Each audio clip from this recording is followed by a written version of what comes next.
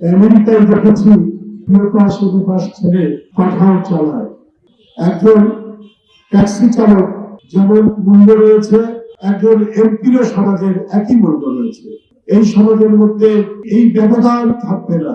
পাঠাও, Uber, CNG যারা চালান সবচাইতে সম্মানিত মানুষ। সিএনজি চালক যখন কোনো যাত্রীকে নেবে, যাত্রীরাও যাতে নিরাপদ বোধ করে তার ব্যবস্থা এই চালকরা করবে।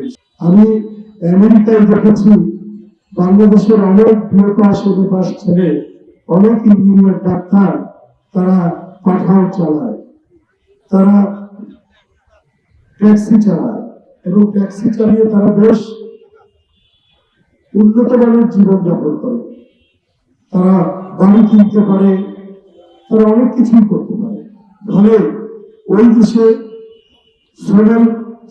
শ্রেণী বিভাজন নেই বলেই একজন ট্যাক্সি চালক তার সমাজে যেমন মূল্য রয়েছে, একজন এমপিরও সমাজের একই মূল্য রয়েছে। কেউ কম, কেউ বেশি নেই। আমাদেরকে সেই সমাজ প্রতিষ্ঠা করতে হবে। যদি বারবার বিএনপির ভারপ্রাপ্ত চেয়ারম্যান তার 31 দফা কর্মসূচি, তার নানা কর্মসূচির মধ্যে সেই অঙ্গীকার রাখতে পারে, এই সমাজের মধ্যে কে ছোট কাজ করে, কে বড় কাজ করে, এই ব্যবধান থাকবে না।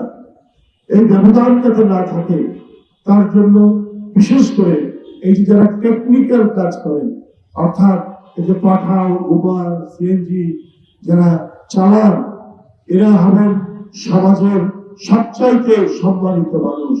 এই কারণে সরকারের আরো তাদেরকে সম্মান দিয়ে যে আইন কানুন করা দরকার, সঞ্জয় যেটি বলছিল, আমি তার সাথে একমত।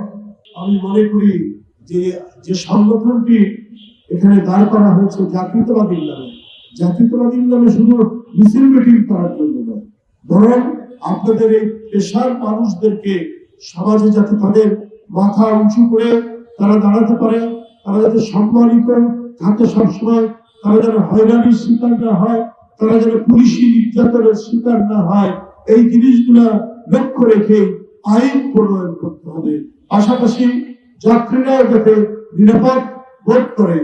একজন সিএনজি চালক যখন কোনো যাত্রীকে নেবে, সেই যাত্রীকে তার গন্তব্যস্থলে পৌঁছে দেওয়ার জন্য যে ধরনের তার ব্যবস্থা নেওয়া দরকার, যে সহযোগিতা করা দরকার, যে ধরনের সহমর্মিতা থাকা দরকার যাত্রীর কাছে, যাত্রীর প্রতি, সেটাও এই চালকরা করবে। সেই জন্য দেশের আইন কানুন হতে হবে মানুষের পক্ষে, মানব কল্যাণের পক্ষে।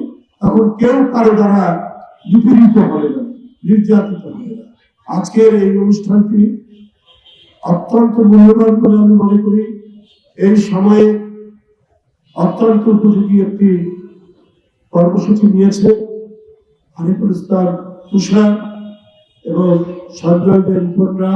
ওরা শুধু আজকে একটা এই প্রোগ্রাম করে, কর্মসূচি করে বসে থাকবে না, ওরা নতুন নতুন আইডিয়া নিয়ে কিভাবে আরো এই সংগঠনটিকে বৃদ্ধি করা যায়, কিভাবে এই নতুন রেগুলেশনের মধ্যে নিয়ে এসে তাদের ভবিষ্যৎকে গড়ে তোলা যায়, সেই কাজ তারা করতে থাকবে এখন থেকে। যে কথাগুলো, যে অঙ্গীকারগুলো বিএনপির ভারপ্রাপ্ত চেয়ারম্যান প্রতিটা মিটিংয়ে, প্রতিটা সভায়, প্রতিটি আলোচনা সভায় তিনি এই অঙ্গীকারগুলো করেছেন।